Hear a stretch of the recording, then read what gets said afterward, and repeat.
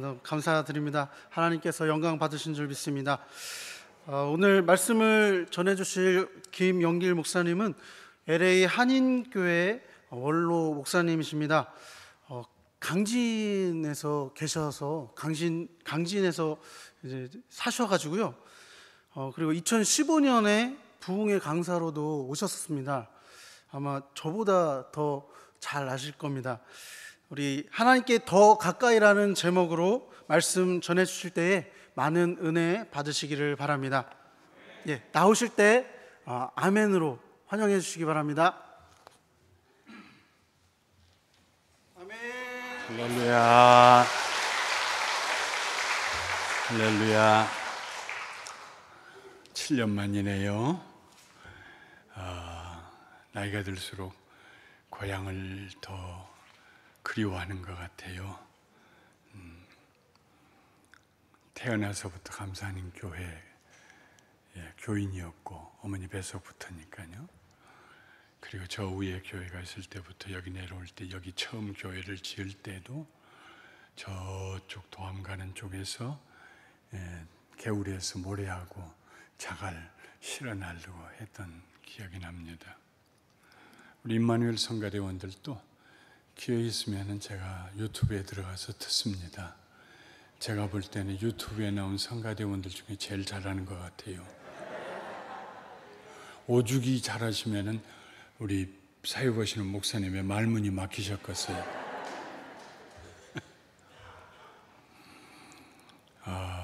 특별히 오늘은 제가 태어나서부터 친구 하면 이 사람밖에 없었던 우리 조왕국 형제가 평생 제가 마음에 기도해요.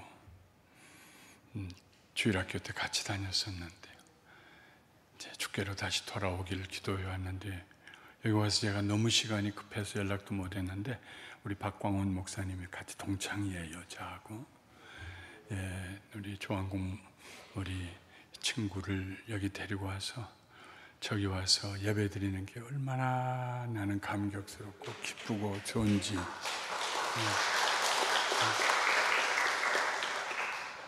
난 박수치라고는 안 했어요. 여러분들이 평소에 얼마나 사랑하시는가 알게 됩니다. 같이 예배 드리는 것이 나에게는 감격스럽고 그것만으로도 축복입니다. 1966년 3월에 1월, 2월 그때 무렵에 서울로 올라가서 한국신학대학에 입학했고요. 그때 고향을 떠날 때까지 18년 동안은 그저 강진읍 교회, 강진읍 눈이 오나 비가 오나 여기가 제 삶의 터전이었습니다. 오늘 이 2부 예배가 끝나고 나면 이제 저둘이 갑니다. 어딘지 아실지 모르겠네요. 무슨 섬? 가우도 섬 지금은 연결이 사람이 걸어가는 출렁다리로 연결이 되어 있습니다만은 거기 바로 앞에 있는 마을이 저두리 마을이에요. 고등학교 1학년 여름 방학 때에 우리 고등부 학생들이랑 아마 차화정 권사님도 그때 같이 갔겠죠. 그래서 거기 가가지고 여름 성경학교를 했는데 거기에 사는 3박 4일 봉사를 끝내고 오니까 거기 사는 청년들이 세 분이 우리도 이곳에 교회를 좀 세워달라고. 그래서 그 당시에는 목사님이나 전도사님이 없었습니다. 가실 분이. 그러니까 제가 중학교 3학년 때부터 주일학교 선생을 하고 있었는데요. 김병두 목사님께서 김 선생 하고 부르더니 김 선생이 좀 가서 예배인도 좀 하라고. 그래서 부흥회 때마다 제일 앞에 앉아서 적어놨던 그 노트 한 권 들고 고등학교 1학년 2학기부터 3학년 1학기가 끝나고 2학기 시작할 무렵까지 만 2년 이상을 매주일 저두리를 차를 타고 한 30분 자갈길을 달려가서 예배를 인도했어요. 그래서 한 2년 동안 예배 인도하는 동안에 그 교회가 30명으로 부흥을 했어요. 그리고 저는 서울로 올라갔고 그 다음에는 늘 거기가 그리워서 구글 지도를 펼쳐놓고 컴퓨터에서 보면 저두 교회가 있어요. 그래서 한 8년 전에 우연히 한번 지나면서 들렸더니 후배 목사님이 계시는데 여기 농업고등학교 학생이 와서 예배를 시작했다고 들어봤냐고 그랬더니 그랬다고 그러더라고요. 그 사람이 바로 나라고. 그리고 지금은 우리 이혜자 목사님께서 옛날에 강진의 교회에 계시던 목사님이 지금 거기 담임하고 계신다고 그래서 제가 자청하고 오늘 꼭 방문하고 싶다고, 그래서 점심은 예배가 끝나면 바로 가서 거기서 그분들과 함께 점심 먹고 예배 드리고 이제 오늘 바로 오후에 서울로 올라가고 내주 수요일 날 미국으로 돌아갈 것입니다. 여러분과 함께 오늘 말씀 나누게 돼서 너무 감사하고요. 제 신앙의 뿌리가 있는 곳, 제가 신앙적으로 축복받은 교회, 자주는 못 와봤지만요, 1981년에 미국에 가서 42년 전에 미국으로 갔기 때문에 자주는 못 와봤지만 늘 마음은 이곳에 머물고 있는 그런 모교에 와서 오늘 말씀을 나누게 돼서 너무 감사합니다. 2부 예배이기 때문에 오늘은 제가 좀 길게 설교하려고 그래요. 예, 올해는 아니고 한 45분 정도 할 겁니다. 예, 그래도 괜찮죠? 기도하겠습니다. 거룩하신 하나님, 너무 감사합니다. 축복입니다. 자라난 고향 교회 와서 이렇게 여러 사랑하고 존경하고 존귀하신 우리 장로님들과 또 성도님들 앞에서 말씀 나누게 해주셔서 감사합니다. 하나님께서 부족한 종을 십자가 뒤에 감추시고 주의 자녀들에게 하고 싶으신 말씀을 전해 주시옵소서. 예수님의 이름으로 감사하고 기도하옵나이다. 아멘. 신앙생활은 하나님 중심입니다. 우리가 어떻게 살 것인가 하는 것은 그 다음에 오는 것이고요. 첫 번째는 믿음이 없이는 하나님을 기쁘시게 못하나니 하나님께 나아가는 자는 그가 계신 것과, 다른 말로 하면 그가 살아계신 것과 그를 찾는 자에게 반드시 상 주시는 자였음을 믿어야 할지니라. 믿음의 주여 우리를 온전케 하신, 우리의 믿음을 온전케 하신 예수 그리스도를 바라보자. 히브리서 11장 6절과 12장 2절에 있는 말씀입니다. 하나님 중심의 신앙생활, 살아계신 하나님, 천지와 만물과 우주를 만드시고 나를 지으시고 내 인생을 눈동자같이 지키시며 선한 길로 인도하시고 세상에 태어나게 하실 뿐만 아니라 하나님의 나라 천국으로 인도해 주실 나의 좋으신 아버지 하나님, 이 믿음이 굳건하게 자리 잡을 다음에 그 다음에 생활도 거룩하고 의롭고 이게 퍼져나가는 거지요. 중심에 하나님에 대한 믿음이 올바르지 아니하면은 다른 것들은 다 껍질에 불과해요. 오늘은 하나님 앞에 우리가 신앙생활을 할 때 어떻게 하면 더 깊은, 더 거룩한 신앙생활을 할 수 있을까에 대해서 하나님을 가까이 하는 길에 대해서 말씀을 나누려고 합니다.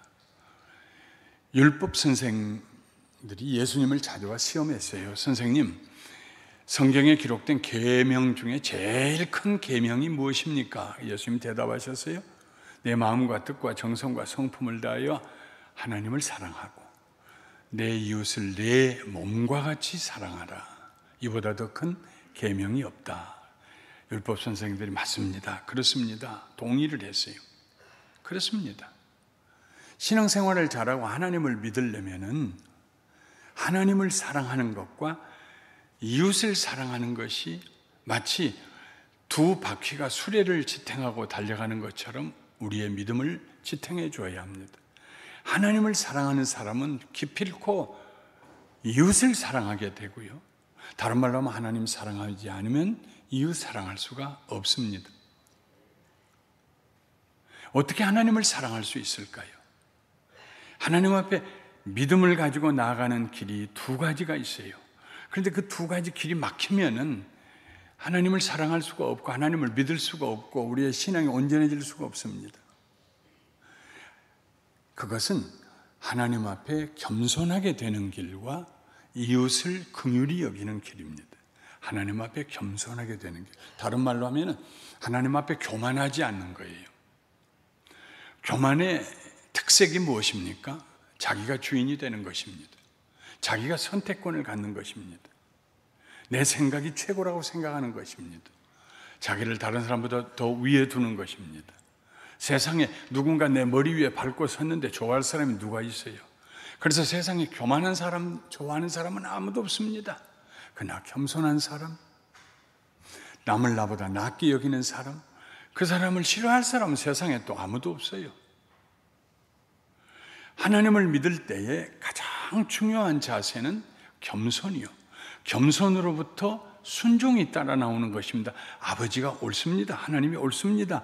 하는 겸손한 자세를 가질 때에 그렇게 하겠습니다. 하나님 말씀에 순종하게 됩니다. 그러나 교만한 사람은 하나님 말씀 옳습니다를 안 해요. 요즘 우리 교회에서 부르지 않는 찬송 중에 하나가 내 주여 뜻대로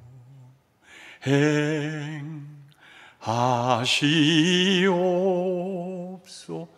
옛날에는 새벽기도 끝나고 기도하다 일어나면서 두 손 높이 들고 살든지 죽든 이 찬송할 때 얼마나 감격스러웠습니까? 요즘 안 불러요. 그 찬송 부르는 교회를 최근에 제가 본 적이 없어요. 왜요? 내 주의 뜻대로 행하시옵소서 하고 권리를 이양해 드렸다가 아버지 하나님의 계획과 뜻이 내 뜻과 맞지 않냐면 곤란해지잖아요. 그러니까 아직 그 찬송 부르기 전에 하나님의 뜻이, 생각이, 계획이 뭔가 좀 들려봐 주세요. 내가 따라갈 만하면 따라가고 아니면 내 생각을 하나님이 따라오셔야 할 거예요. 그래서 이 찬송 안 불러요. 성경에 요나라고 하는 선지자가 있었습니다. 요나 선지자는 가드 헤벨에 사는 아미떼의 아들입니다. 가드 헤벨은 지금은 없어졌어요. 그 동네는. 지금은 텔 가트 헤퍼라고 부르는, 텔은 언덕이에요. 가트 헤퍼라고 부르는 언덕이 있어요. 거길 고고학자들이 파보면 바로 오랫동안 사람들이 살았던 데예요. 거기가 요나가 태어나고 산 곳이에요. 나사렛에서 한 5km 북쪽에 있는 마을입니다. 요나가 살았던 그 지역은 이스라엘 12지파 가운데 스볼론 지파가 속한 곳이에요. 마태복음에 보면은, 4장에 보면은 스볼론과 납달리 흑암 가운데 앉은 자들이요 하는 말씀이 나와요. 그들이 큰 빛을 보았다. 예. 갈릴리를 비롯해서 그 띠가 흑암 가운데 앉은 사람들이 살던 곳이에요. 왜 흑암 가운데 앉았냐면요, 그 북쪽으로 대제국, 그 당시 아시리아, 아수르가 있었어요. 아수르가 끊임없이 쳐들어 내려와요. 농사 지어놓으면 뺏어가요. 가축길 놓으면 찬탈해가요. 딸 자식 이쁘게 길러서 시집 보낼 때 되면 여종으로 뺏어가요. 거기 사는 사람들의 가슴에 한이 맺혔어요. 저 아수르, 저것만 망한다면. 그런데 어떻게 해볼 수가 없어요. 대제국이에요. 이집트까지, 저 로마 지역까지, 인도 지역까지 대제국이기 때문에 거기에 대들 수가 없어요. 꼼짝없이 당했어요. 가슴에 한이 맺혔어요. 거기에서 요나가 태어납니다. 다른 사람들과 마찬가지로 요나도 저 아수르 좀 망했으면 하나님이 저 아수르 좀 망하게 해주세요. 아수르 좀 망하게 해주세요. 기도하는 사람들 중에 하나였어요. 요나는 선지자입니다. 선지자는 하나님의 영이 함께 하시는 사람이에요. 하나님 말씀 듣고 전하고 순종하는 사람이에요. 근데 요나는 아주 특별합니다. 겨우 1장, 2장, 3장, 4장 소선지서, 작은 넉 장의 기록에 있는 그 요나, 이 사람은요 성격이 특별해요. 아주 성격이, 그 요나의 이름은 뭐냐면 비둘기라는 뜻입니다. 비둘기가 얼마나 온순합니까? 유순하고. 비둘기는 다른 새 쪼지도 못해요. 잡아먹히긴 해도요. 그런데 요나는 이름은 비둘기인데 성품은요 맹금류에 속한 독수리 같이 생겨가지고 하나님에게 막 대듭니다. 지지 않고 대듭니다. 요나서에 보면 하나님 앞에 하나님과 대화를 할 때 한 번도 지지 않았어요. 하나님께서 요나에게 너는 저 니느웨 성에 가서, 니느웨 성은 아수르의 수도입니다. 큰 성이에요. 거기 사는 사람만 12만여 명이에요. 큰 성이에요. 우리 강진에 세 갑절이나 되는, 그 당시에 12만 명이 사는 성은 큰 성입니다. 저 큰 성에 가서 앞으로 니느웨가 40일이 지나면은 망할 거라고 외쳐라. 다시 말하면 40일 안에 회개하지 아니하면은 망할 거라고 외쳐라. 내가 멸망시키리라. 그렇게 말씀하셨어요.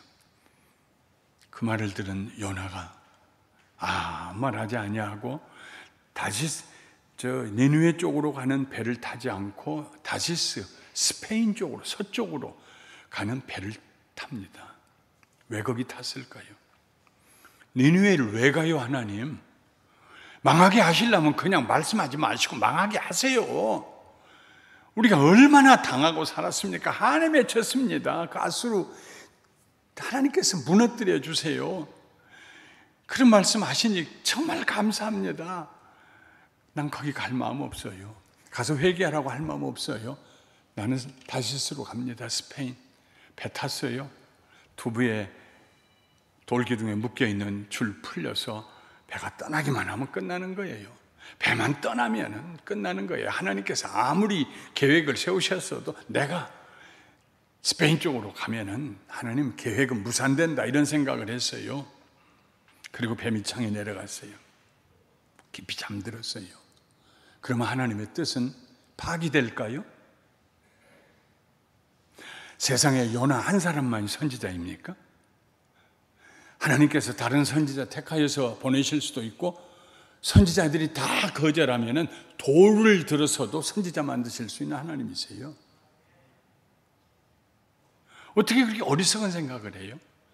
내가 고개 돌리고 스페인 쪽으로만 가면은 하나님 계획은 끝났다. 저 니느웨는 망한다. 어떻게 그런 생각을 해요?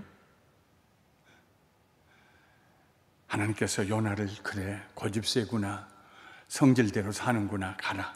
내가 다른 선지자 택해서 니느웨 보내지, 안 그러셨어요.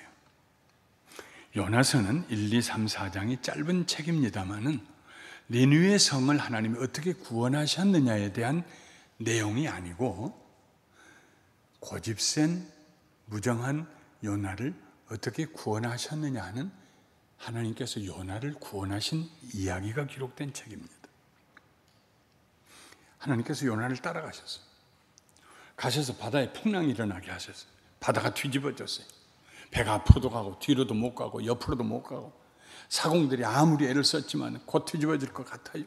그래서 사공들이 누구야, 누구 때문에 이런 일이냐, 과거에는 어떤 저주스러운 일이 일어나면 누구 책임이냐, 그걸 묻기 위해서 제비를 뽑았어요. 그래서 배 안에 있는 사람들을 다 불러 모았어요. 내려가 보니 배 밑창에 잠들고 있는 요나도 있어 불러다가, 그래서 제비를 뽑았습니다. 뽑아보니까 요나가 제비가 뽑혔어요. 사람들이 물어봅니다. 이 재앙이 누구 때문에 우리에게 임하였는가 말하라. 네 생업이 무엇이며 네가 어디에서 왔으며 내 나라가 어디며 어느 민족에 속하였느냐. 그때 요나가 대답합니다. 나는 히브리 사람입니다. 난 이스라엘 사람입니다. 바다와 육지를 지으신 하늘의 하나님 여호와를 경외하는 자로다. 바다와 육지와 하늘을 지으신 하나님을 두려워하고 사랑하는 선지자가 어떻게 하나님의 말씀을 거절하고 반대편으로 도망을 갑니까? 그렇게 함으로써 하나님의 계획이 좌절되리라고 어떻게 그렇게 자신할 수가 있었습니까? 그러는 사이에 바다는 점점 더 거칠어졌습니다. 사람들이 다시 묻습니다. 우리가 너를 어떻게 하여야 바다가 우리를 위하여 잔잔하게 되겠느냐? 요나가 태연하게 대답합니다.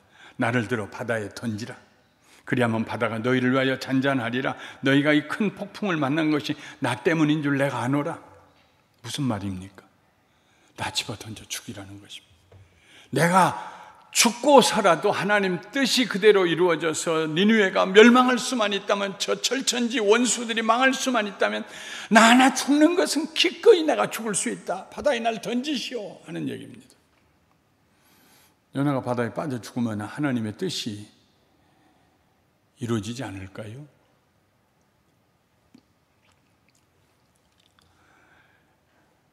요나는 참 교만했습니다.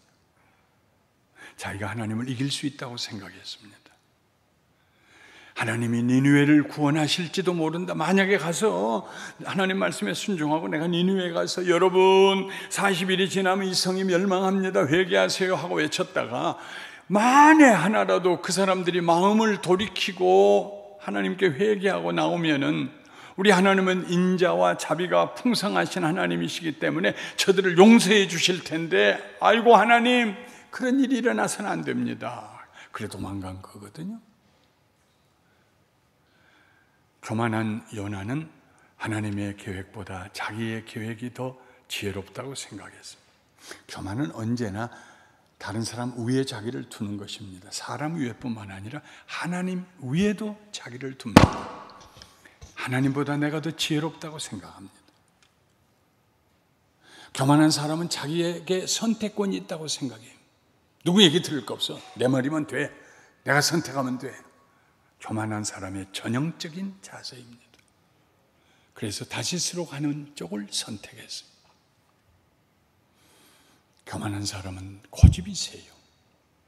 나 죽여. 죽는 게 나. 그래서 뱃사람들이 우리 원망하지 말라고 하나님은 자기 뜻을 다 행하신다고 세상에 그걸 요나가 들었을지 몰라. 하나님은 자기가 정하신 뜻은 다 이루신다. 그리고 뱃사람들이 요나를 바다에다 던졌습니다. 큰 물고기가 와서 요나를 삼켰죠. 죽을 줄 알았는데 72시간 동안 물고기 뱃속에 살아 있었습니다. 어떻게 그런 일이 과학적으로 가능하냐고요? 이 세상은 과학적으로 해결할 수 없는 일들이 너무나 많습니다. 천지와 만물을 지으신 하나님께서 그렇게 하셨다면 하는 거죠. 사흘 후에 고기가 요나를 토해냈어요. 니느웨 성 가까운 지금의 시리아 지중해 동편에 동해에 갖다 토해냈어요. 저는 1970년에 한국신학대학을 졸업하고 그리고 83년에 13년 만에 목회자가 되고 그리고 새가정으로부터 시작해서 35년 동안 목회하다가 4년 반 전 2018년 5월에 생일을 70세 생일 5월 18일 지나고 그리고 20일에 은퇴를 했습니다. 35년 동안 하나님의 은혜로 저희 교회는 한 번도 나눠진 적이 없고 한 번도 교회 내에 다툼이 일어난 적이 없습니다. 지금도 그렇고요. 하나님 은혜죠. 저는 목회하면서 늘 기도할 때마다 제일 먼저 사용하는 한 짧은 문장이 있습니다. 그건 뭐냐면 하나님 어떻게 하면 좋아요?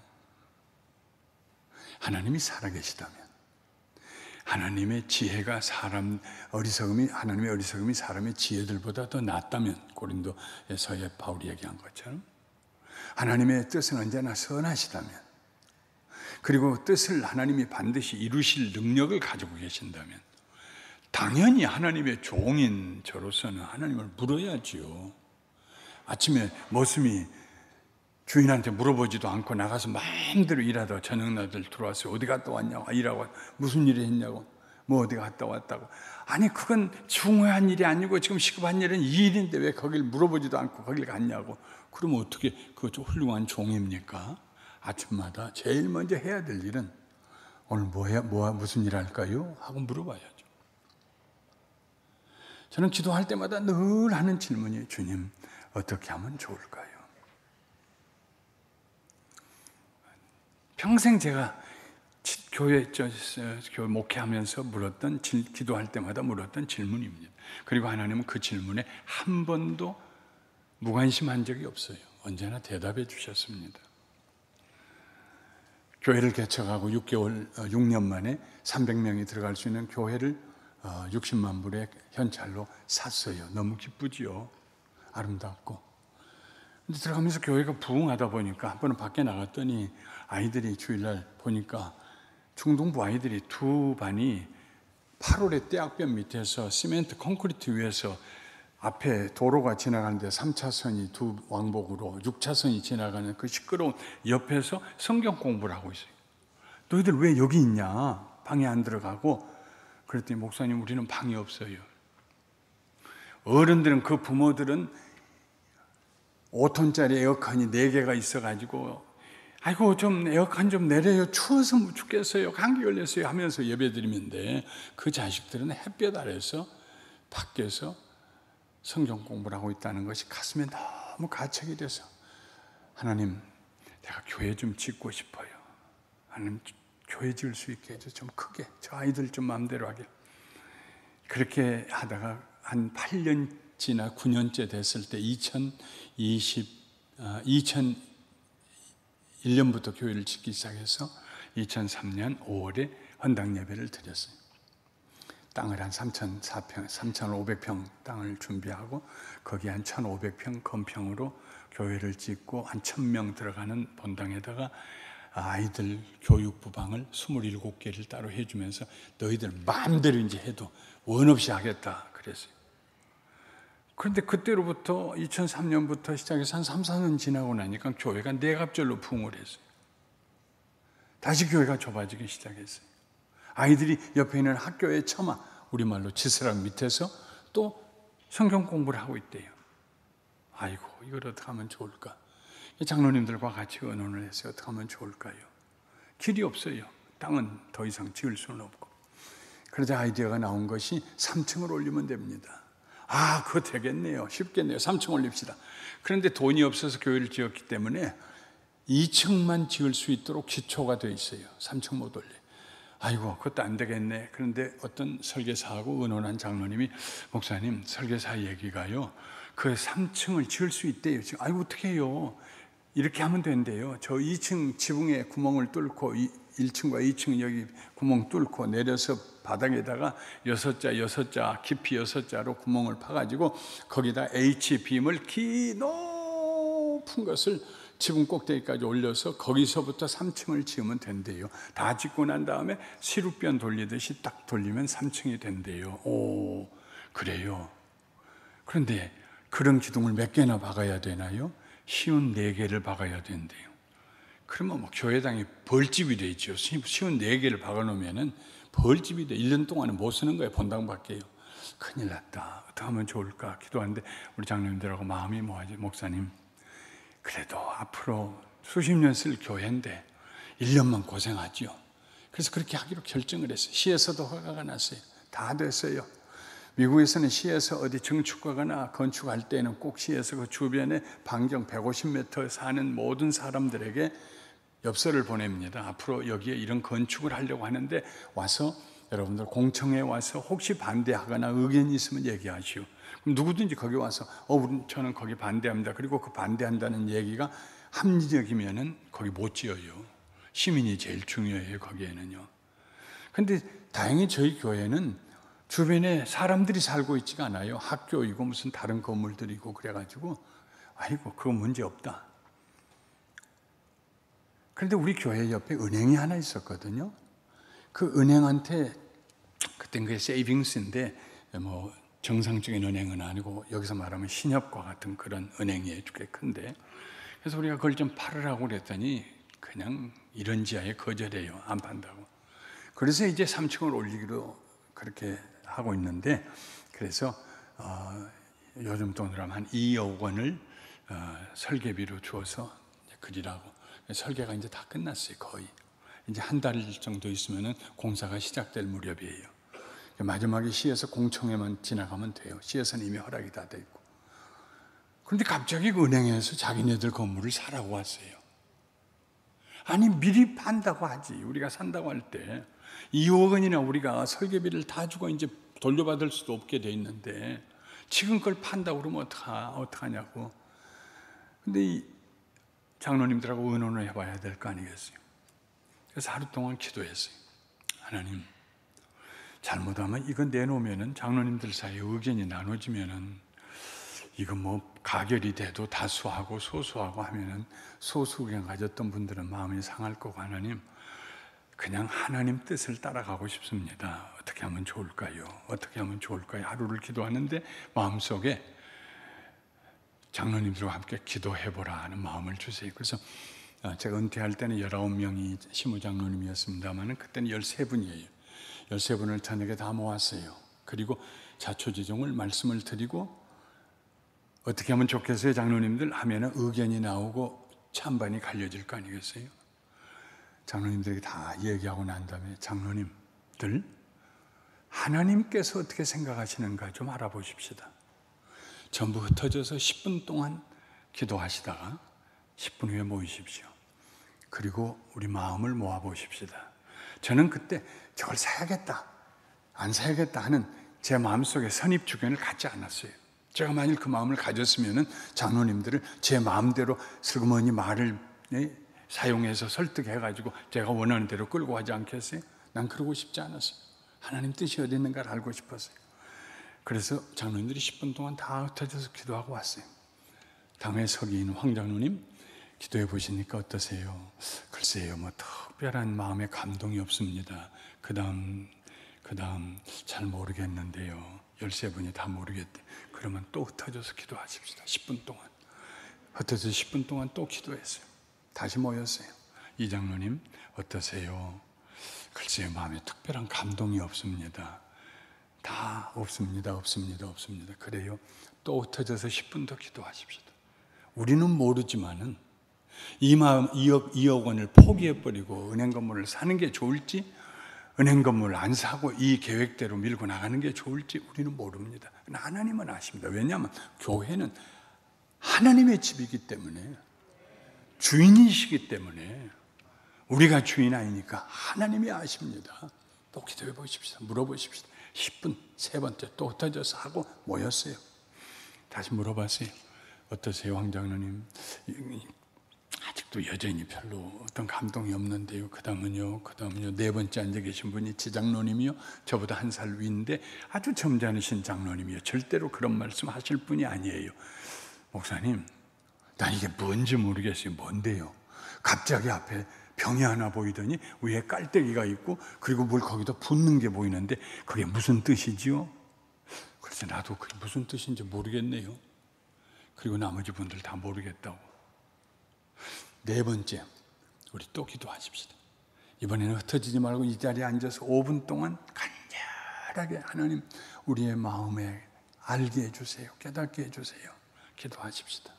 5분 기도가 네 번째 끝나고 물어봤어요. 이 장로님 하고 세 번째 앉아 계신 장로님이 미국 로스앤젤레스 나온 중앙일보 편집국장 하시던 분이에요. 제가 편집국장 그만두시고 난 다음 부부를 하와이에 있는 예수전도단에 한 8개월 보내서 훈련받고 기도 훈련받고 오게 하신 분인데 그 장로님이 그래, 목사님 제 마음에는 저 은행 건물을 샀으면 좋겠다 하는 마음을 주시는 것 같습니다. 그래요? 그 다음 분은요? 모르겠는데요. 다 모르겠대. 다섯 번째, 또 기도하십시다. 5분 동안 간절히 기도하고 또 이쪽에서 물었어요. 한 3분 정도가 은행 건물을 산 것이 좋겠다 하는 생각을 주시는 것 같습니다.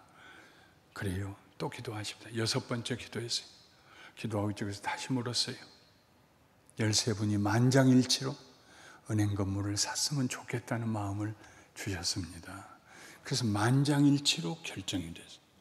7번째, 그러면 얼마 주고 샀으면 좋겠는가 기도해 보십시다. 저쪽에서 430만 달러 달라고 그러는데 지금 우리 돈으로 한 60억 원대요. 그런데 우리가 얼마에 샀으면 좋겠는지 기도해보고 자기가 이만큼 샀으면 좋겠다 적어서 내보십시오. 적어서 내서 다 통계를 내서 평균을 내니까 380만 불이에요. 한 52억 원 정도 돼요. 그래서 그 뒷날 제가 은행으로 이메일을 보냈습니다. 우리 장로님들이 저까지 14명이 7번 기도하고 사기로 결정을 하고 그리고 이 정도 금액에 사기로 했는데 여러분 당신들 생각은 어떻습니까? 그랬더니 380만 불에 팔겠대요. 50만 불을 깎아주겠대요. 그래가지고 계약을 맺었어요. 3개월 후에 잔금을 다 처리하겠다고 그러고 처음에 내는 돈으로 80만 불을 교회에 있는 걸 주고 그리고 이제 은행에 융자를 얻기 위해 나섰습니다. 뱅크 오브 더 웨스트라고 큰 은행이에요. 거기 은행을 우리가 거래하고 했었기 때문에 갔더니 은행에서 걱정하지 말라고 감사 아닌 교회면은 뭐 우리가 믿을만 하니까 해주겠다고. 그 300만 불만, 380만 불 중에 300만 불만 돈을 융자를 얻어야 하는 게 아니라 이미 교회 지을 때 얻은 융자 400만 불까지 해서 700만 불을 얻어야 돼요. 요즘으로 하면 100억 원 정도가 됩니다. 그걸 함께 얻어야 돼요. 그래야 다 돼요. 이것만 얻어도 되는 게 아니고요. 해주겠다. 문제없다고. 2달 반이 지났는데 못하겠다고 손을 들었어요. 아이고, 2주 남았는데 미국에서 제일 큰 은행이 뱅크 오브 아메리카입니다. 그 은행의 부사장을 만났는데 부사장이 걱정하지 말라고, 이미 융자 서류가 다 준비되어 있으니까 2주 안에 끝내주겠다고, 걱정하지 말라고.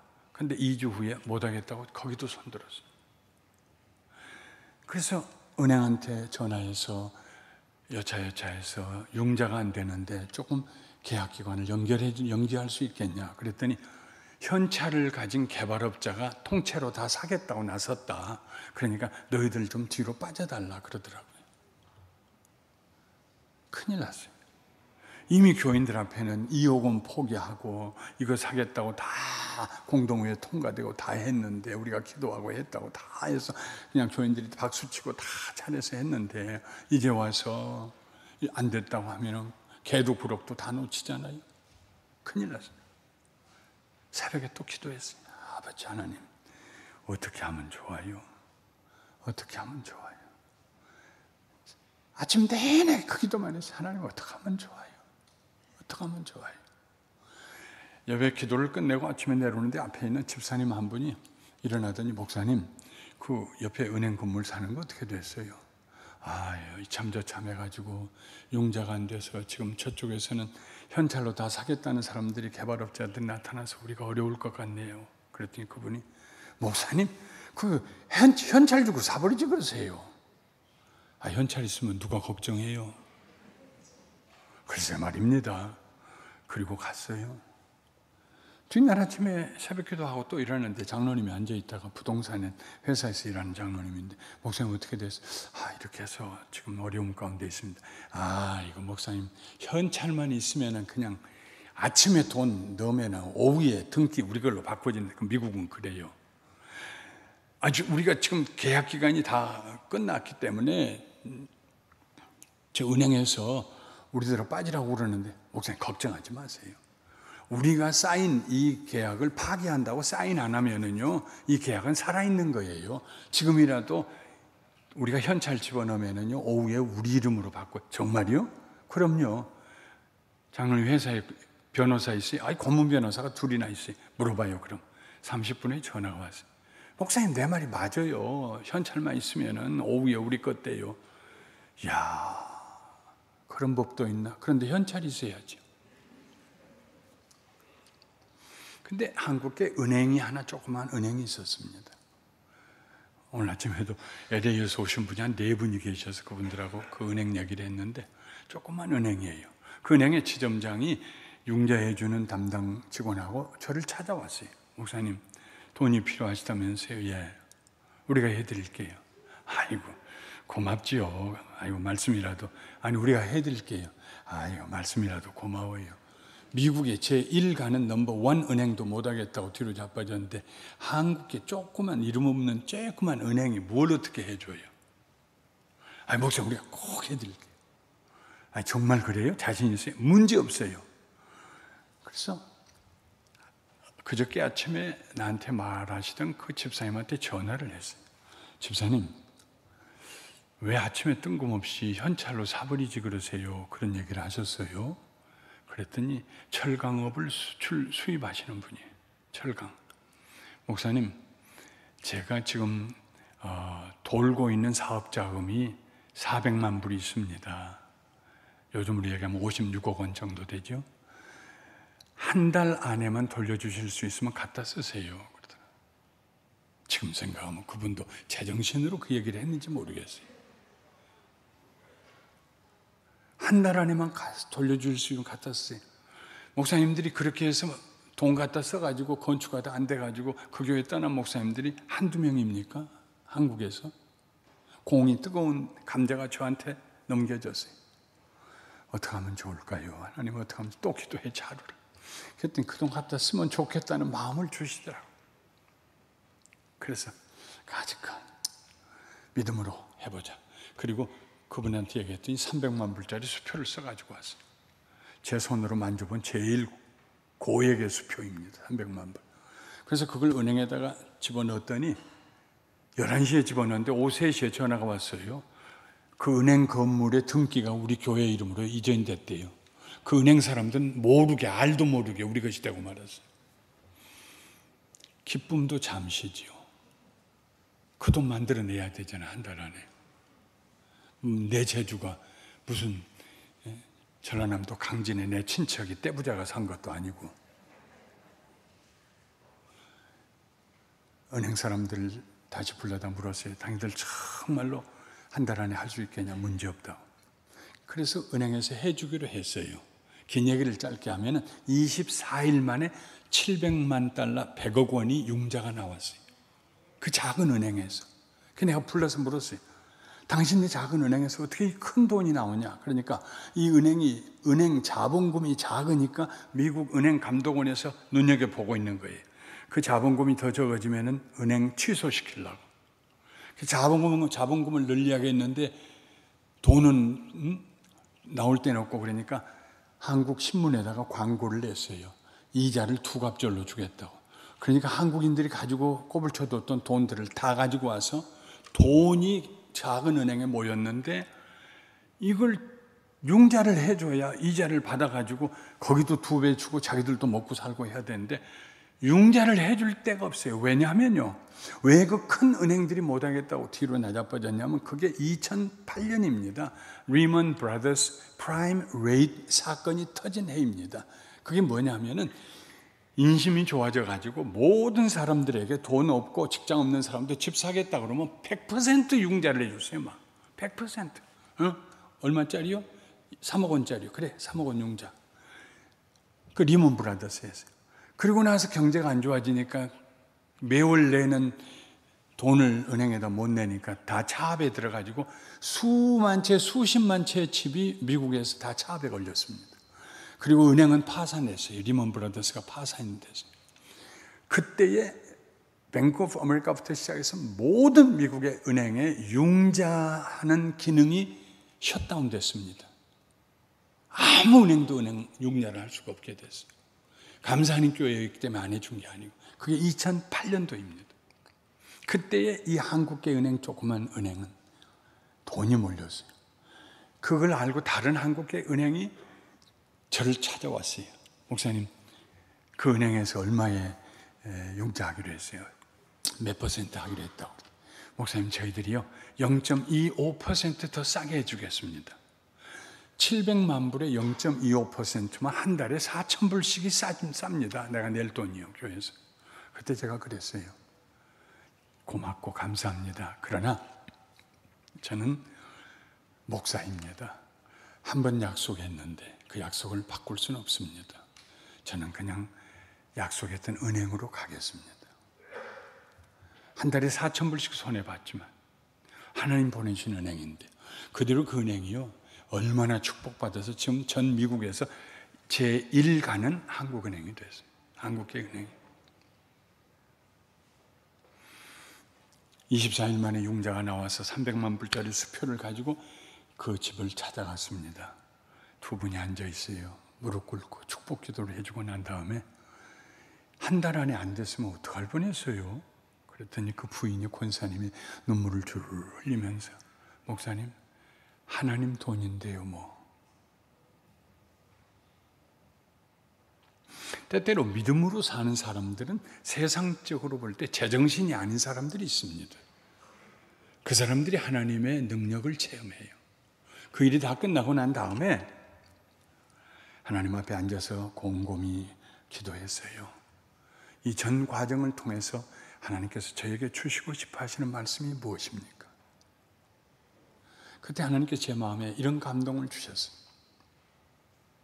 이 일을 시작할 때부터 너희들 재주와 지혜를 믿지 아니하고 내 의견을 듣기 위해서 7번 기도할 때 내가 즐거워했다. 그리고 내가 너희를 얼마나 사랑하는가를 보여주기 위해서 극적으로 드라마틱하게 일부러 하나님이 그 사태를 만드신 건 아니지만 하나님만이 하실 수 있는 방법으로 그 일을 해결시켜 주심으로 하나님이 우리를 얼마나 사랑하시는지, 다른 교회는 다 안 돼도 감사하는 교회는 된다 하고 은행들이 달려들 때 하나님이 우리 교회를 얼마나 신실하게 사랑하시는지를 보여주셔서, 교만은 패망의 선봉이라고 그랬어요. 교만해서 하나님 앞에 축복받는 길이 없어요. 하나님, 우리 모자라요. 나는 부족해요. 여기 내 농업고등학교 친구들도 있고 합니다만 유명한 고등학교이죠. 그러나 살아서 서울에 살고 미국에 살고 이렇게 하면서 끊임없이 내 마음속에 감사하면서도 한편으로 하나님께, 하나님, 제가 무슨 지식이 있습니까? 농업고등학교 출신이에요. 그것마저도 제대로도 안 다니고 3년 동안 학술지, 그 학회에 한지농업고등학교 3년 동안을 제가 학회지를 제가 편집해서 발간을 했거든요. 그저 실습 나간다고 그러면 밤낮 원고 싸들고 숙직실에 들어가서 거기 그거 하고 앉아있고, 그래서 벼를 언제 심는지, 토마토 순을 언제 따는지 아무것도 몰라요. 제 아내가 저를 얼마나 구박을 하는지. 아니, 농고 출신이 어떻게 토마토 순을 따는지도 모르느냐고. 어떻게. 하나님, 저요 시골에서 농업고등학교 졸업했잖아요. 제가 뭘 알겠어요. 하나님께 나아가는 길은 겸손이라는 길 외에 다른 길이 없습니다. 교만한 자는 하나님 멀리 하세요.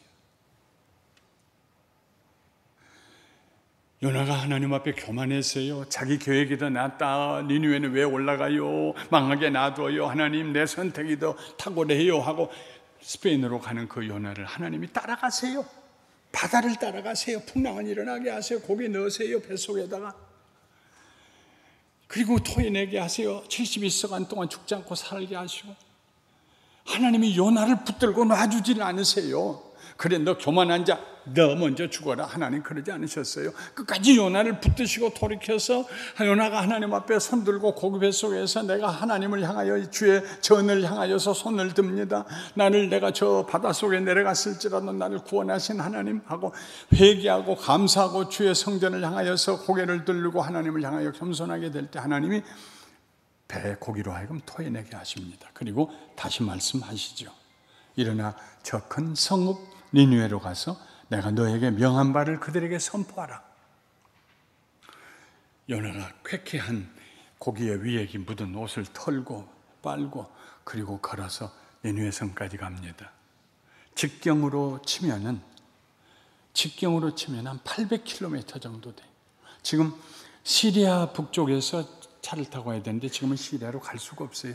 터키 남쪽에서 차를 타고 가는데 차가 거의 다 직선이잖아요. 도로가 가도 830km예요. 2천리 길이에요. 요나가 그때 걸어갔으면 2,500에서 3,000리 길은 됐을 거예요. 하루에 80리를 걸으니까 아마도 한 달 이상 걸어갔을 거예요. 니느웨에 도착했습니다. 니느웨는 지금 티그리스 강 좌우에 있는 도시예요. 지금도 있어요. 지금도 인구가 150만 명이에요. 지금은 그 도시의 이름이 모술입니다. 집에서 컴퓨터 여실 수 있는 분은 가서 구글 맵으로, 구글 지도로 한번 MOSUL, 모술, 이락 한번 쳐보세요. 거기가 나와요. 이 모술은 유명한 곳인데 뭘로 유명하냐면은 2006년에 이라크의 사담 후세인 대통령이 숨어 있다가 잡힌 곳이 바로 모술이에요. 거기가 니느웨예요. 옛날부터 강 양안에 동서로 도시가 있어가지고 지금도, 그래서 지금도 그 지역 전체를 전라남도라고 하는 것처럼 부르는 것처럼 니느웨 주라고 불러요. 그리고 그 도시만 모술이라고 불러요. 요나가 거기 들어갔습니다. 근데 한번 생각해 보세요. 요나가 그 도시에 들어갔을 때에 어떤 마음으로 들어갔을까요? 요나가 들어가서 그 도시에 가서 40일 후면은 이 성이 멸망할 거라고 외치면서 다녔는데 그 도시가 얼마나 넓으냐면 사흘을 걸어 다녀야 되는 길이에요. 사흘. 320리 도시 안에 있는 마차가 다닐 만한 그런 길만 다녀도 320리예요. 큰 도시였어요. 근데 요나가 거기를 다닐 때 어떻게 다녔을 것 같으세요? 요나가 하나님을 향해서는 교만이 깨졌어요? 겸손하게 됐어요? 그러면 요나가 아수르를 향해서는 어떻게 됐을까요? 마음이. 그들을 긍휼히 여기고 불쌍히 여기고 가서 회개해야 돼. 이 니느웨 성 사람 멸망당하면 안 돼. 그랬을까요? 아니요. 그 문제는 해결이 안 됐어요. 마음의 한은 안 풀어졌어요. 저 아수르를 망해야 된다는 생각은 변함이 없었어요. 하나님 앞에 내가 잘못했습니다. 회개하고 겸손하게는 됐지만, 그래서 순종하고 가기는 했지만 니느웨가 용서받아야 된다는 생각은 절대 안 했어요. 그러니까 거기 다니면서 아마 이렇게 얘기했을 거예요. 이렇게 하진 않았을 거예요. 여러분, 40일 후에는 이 성이 멸망합니다. 회개하세요. 죄를 회개하고 하나님께 돌아오세요. 이러지 않았을 거예요. 만일 그랬다가 그 성 사람들이 회개하고 돌아오면 어떡하라고요? 하나님이 그들을 용서하시면 어떡하라고요? 그러니까 들릴랑 말락하게 40일 하고 돌아다녔는데 용케도 누가 그 말을 알아들었던지 사발통문으로 니느웨 성의 온 성 사람들이 회개하기 시작했어요. 금식하면서 굵은 베옷을 입고. 그 말이 왕의 귀에까지 들어갔어요. 왕이 신하들과 함께 조서를 내렸어요. 모든 백성들이, 니느웨 성 사람들이 다 금식을 하고 베옷을 입고 짐승에게도 먹을 것과 마실 것을 주지 말아라. 혹시라도 하나님께서 우리를 용서하실지 누가 알겠느냐. 그때로부터 몇십 년 전에 그 니느웨에 대지진이 나가지고 온 니느웨 성 사람들의 마음이 간담이 서늘해 있을 때입니다. 또 재난이 임한다고. 하나님께서 뜻을 돌이키셨어요. 멸망시키지 않기로. 요나가 그것을 알았어요. 그래서 요나가 하나님 앞에 화를 내기 시작합니다. 하나님이 그들이 향한 것, 곧 그 악한 길에서 돌이켜 떠난 것을 보시고 하나님이 뜻을 돌이켜서 그들에게 내리리라고 말씀하신 재앙을 내리지 아니하시니라. 그래서 요나가 하나님의 뜻을 돌이키고 재앙 안 내린다는 걸 알고 매우 싫어하고 성내며 여호와께 기도하여 가로되. 저는 성경 읽다가요, 이런 장면이 나오면 혼자 마음으로 그려보아요. 아마 요나가 이랬을지 몰라요. 내가 이러리라고 얘기하지 않았습니까?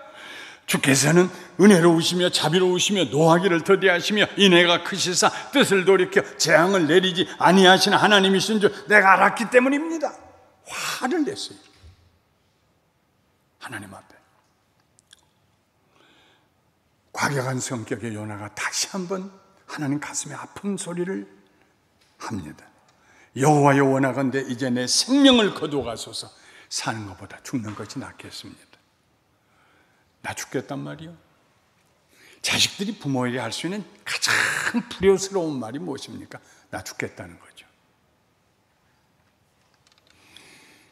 요나가 하나님께 갈 수 있는 또 하나의 길이 막혔습니다. 내 이웃을 내 몸과 같이 사랑하라고 하셨는데, 원수를 사랑하라고 하셨는데, 원수가 줄이거든 먹이고 목마르거든 마시게 하라고 하셨는데, 요나의 가슴에 있는 한 때문에, 니느웨 아수르 사람들 용서할 수 없다는 한 때문에 하나님 나 죽여줘요. 죽이시라고요.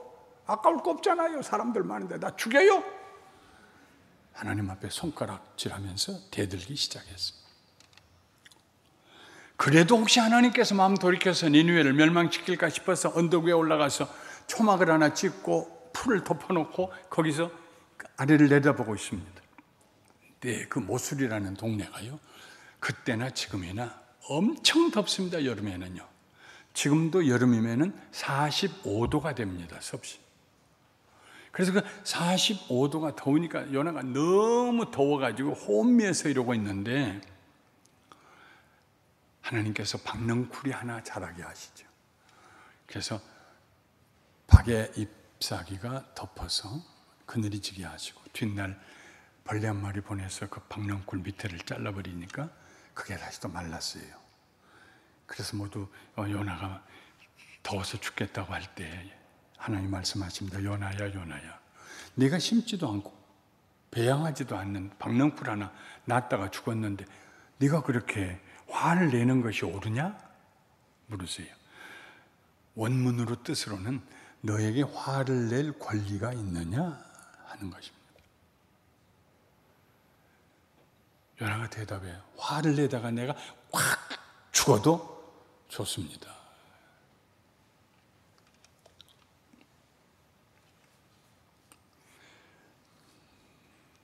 은퇴하기 한 2, 3년 전에 어느 교회를 어느 집을 방문했어요. 그리고 오는 길에 여전도사님이 목사님 오후에 시간 있으세요? 예. 목사님 한 집만 더 신방하고 가세요. 그래 어딘데? 아무개. 왜? 요즘 또 안 나와요 교회를. 아주 30년이 넘도록 우울증, 아주 고질적인 우울증을 앓고 있는 환자입니다.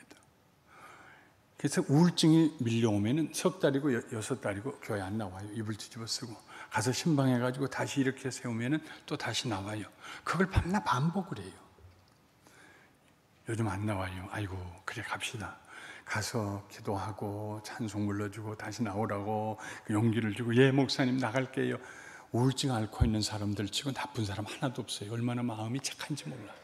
금방 웃는 얼굴로 나 나갈게요 목사님.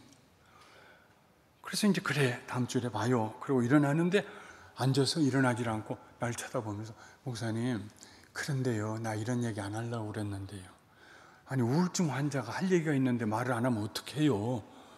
하세요. 아이고 하면 안 돼요. 하세요. 내가 내 마음에만 두고 있을 테니까 하세요. 무슨 얘기예요. 아이고 하면 안 돼요. 하세요. 하지 말라고 그랬는데 아이고 그럼 누구하고 또 연결된 문제네. 그러면 더 해야지. 하세요. 목사님 아무개 집사님 있잖아요. 그 여집사님 참 착한 분인데 또 뭐 때문에 걸려가지고 그랬을까? 예. 나 그 여집사님 없었으면 벌써 무슨 일 저질렀을지 몰라요. 우울증 환자들이 일을 저지른다면 자살 외에는 뭐가 있어요? 무슨 일 저질렀을지 몰라요. 나야 입 다물고 쳐다보죠. 눈 동그랗게 뜨고.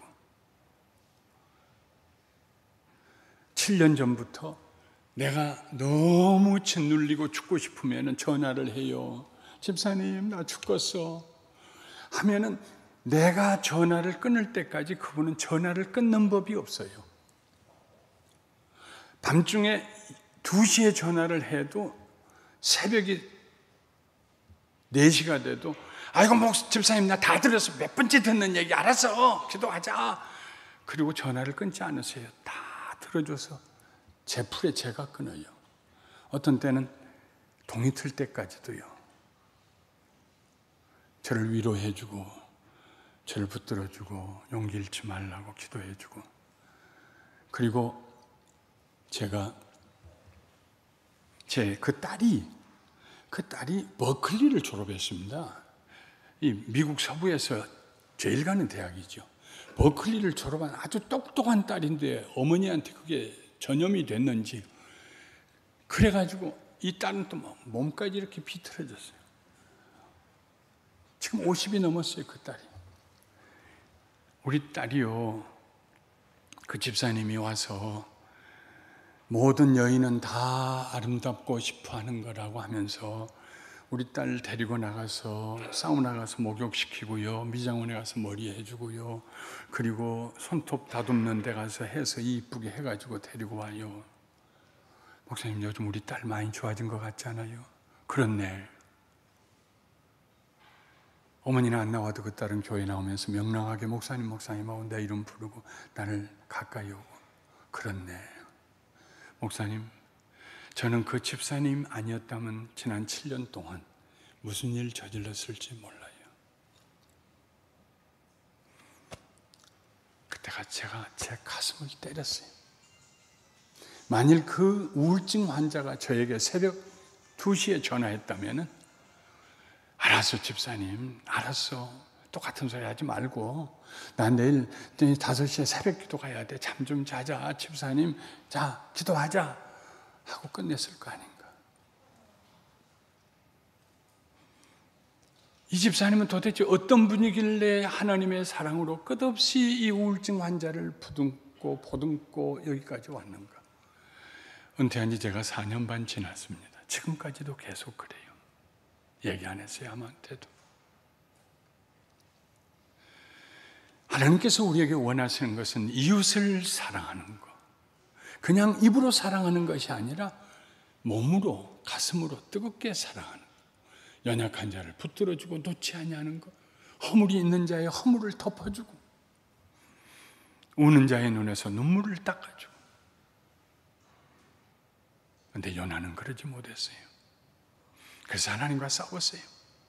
마지막에 하나님께서 말씀하십니다. 요나야 요나야 네가 수고도 아니하였고 재배도 아니하였고 하룻밤에 났다가 하룻밤에 말라버리니 박는 꿀을 아꼈거든. 하물며 이 큰 성읍 니느웨에는 좌우를 분별하지 못하는 자가 12만여 명이요 가축도 많이 있나니 내가 어찌 아끼지 아니하랴. 긍휼히 여김입니다. 불쌍히 여김입니다. 내가 어찌 불쌍히 여기자. 부부 사이에도 불쌍히 여기는, 서로 불쌍히 여기는 사람들은 싸우지 않아요. 그런데 하나님의 이 말씀으로 끝나고 맙니다. 요나서는요. 성경에 결말 없이 끝난 얘기들은 언제나 우리에게 질문을 던집니다. 너라면 어떻게 하겠느냐 하는 질문입니다. 고맙고 감사한 것은 요나가 고집을 부리고 얘기하고 끝난 게 아니라 하나님이 마지막 화자로, 대화의 화자로 마지막 하시고 끝나서 얼마나 감사한지 몰라요. 이 얘기 하나 하고 오늘 말씀을 마치겠습니다. 모술이라는 곳에 구글 맵을 들어가서 열어보면은 거기 무슬림들, 회교도들의 모스크가 있어요. 우리 교회처럼 모스크가 있어요.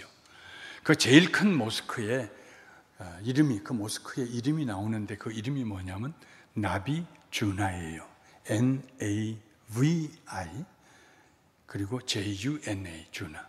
나비라는 말은 예언자라는 말입니다. 주나라는 말은 요나라는 말입니다. 요나 예언자의 모스크라는 말입니다. 어떻게 된 셈이에요? 예수님 나시기 750년 전에 요나는 그때 살았던 사람이에요. 무슬림은 그때로 예수님 이후에 600년 후에 생겨난 종교예요. 1100년의 차이가 있어요. 어떻게 1100년 후에 생겨난 다른 아수르 시리아의 나라에서 그 유명한 모스크를 건축하고 거기에다가 그 자기네 모스크 이름을 요나 예언자 요나 모스크라고 붙일 수가 있었을까? 그 안에 들어가 보면 요나의 무덤도 있어요. 물론 뼈는 없겠죠. 기념하는 무덤이에요. 무슨 일일까? 성경을 읽다가 건전한 상상력을 사용해서 날개를 펼치는 것은 좋은 일입니다. 이렇게 상상해 볼 수 있겠죠. 코를 씩씩 불고 화가 나서 이 니느웨가 망해야 되는데 하나님 그러실 줄 알아서 그러니까 내가 스페인으로 도망갔지 하고 있는 산 위에 얹어서 말라버린 초막 밑에 앉아서 코 불고 있는 요나에게 아수르의 왕과 신하들이 찾아왔을 거예요. 그리고 절을 하면서 너무 감사합니다. 이스라엘의 하나님 만군의 주 여호와 하나님은 선지자로 오셔서 우리에게 회개를 외치게 해주셔서 감사합니다. 절을 했을 거예요. 우리에게도 하나님 좀 알려주시겠어요? 하나님이 어떤 분이신지, 우리를 용서하신 하나님, 우리도 하나님 좀 알고 싶습니다. 우리에게 좀 가르쳐 주세요. 율법 좀 가르쳐 주시겠어요? 근데 요나가 요나서에 보면 어디에서 났다는 말은 있는데 어디서 죽었다는 말은 없어요. 아마도 니느웨에서 계속 살다 거기서 죽었을지 모르죠. 그들에게 율법을 가르치고 하나님을 가르치고, 그래서 그것이 거기에 전설로 남고 이야기로 남아서 1000년이 지나도 계속 그 사는 니느웨 성에 사는, 모술에 사는 사람들은 옛날에 이 성이 멸망할 뻔했는데 요나 때문에 우리가 살았다. 그래서 그 얘기가 전해져서 그때로부터 2700여 년이 지난 지금 그 큰 모스크에 요나 선지자 모스크라는 간판이 붙었을지도 모르겠죠. 제가 너무 심하게 상상을 했나요? 무슨 얘기냐면요, 하나님께서 요나를 끝까지 붙드셔서 교만에서 벗어나게 하셨다면 왜 하나님께서 요나를 끝까지 붙드시고 씨름하셔서 무정함에서 벗어나서 사랑의 사도로 만들 수 없으셨겠냐는 얘기입니다. 여러분과 나 같은 사람들도 예수 믿고 하나님 자녀 됐는데요, 왜 하나님께서 그의 사랑하는 선지자 요나를 포기하셨겠습니까? 하나님의 사랑, 헤세드의 사랑, 아가페의 사랑은 포기하지 아니하시는 사랑이에요. 오늘 제가 그 말씀을 드리고 싶은 것입니다. 하나님께 더욱 가까이 나가기를 원하세요? 마음의 교만함을 버리십시오. 무슨 일이 있더라도 마음의 무정함을 버리십시오. 우리 힘으로 안 되거든 성령님의 도우심을 구하십시오. 그 길 외에는 하나님께 더 가까이 나갈 길이 없습니다. 기도하십시다. 거룩하신 하나님 아버지, 감사합니다.